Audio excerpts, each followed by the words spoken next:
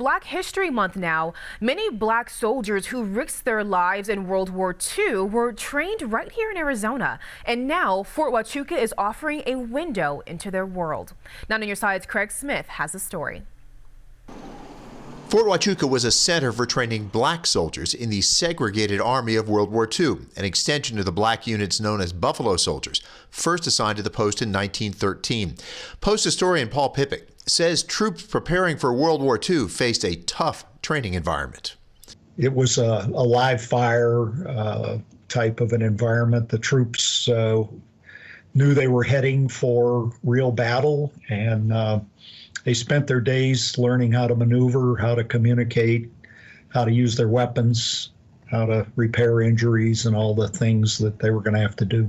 But when they could take a break, Fort Huachuca troops had newspapers written and published by their fellow soldiers, reflecting life on the post. They didn't really get a chance to travel much or go many places, so social events, just the local scuttlebutt, who's getting promoted, all that kind of news was really pretty much put out in the divisional newspapers, and there was a significant amount of effort put into publishing those every day.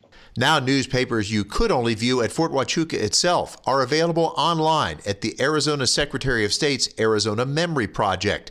They show how life on the post could include morale-raising visits from black celebrities like famous singer Lena Horne or champion boxer Joe Louis. Joe Louis did a demonstration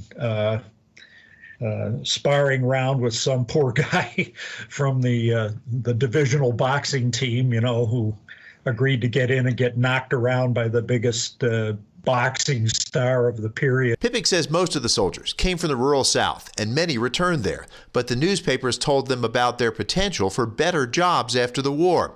Pippick says the Army offered all soldiers benefits through the GI Bill. That isn't to say there weren't all kinds of issues and biases that took place within the Army, but at the same time, the Army tried to be even-handed at the policy level in most cases, I would say. So they would get the same advice that any GI leaving the service at the end of the Second World War would have gotten. But blacks who stayed in the military remained segregated until 3 years after World War II, when President Harry Truman ordered an end to segregation in all services as an official policy. Craig Smith, KGUN 9 on your side.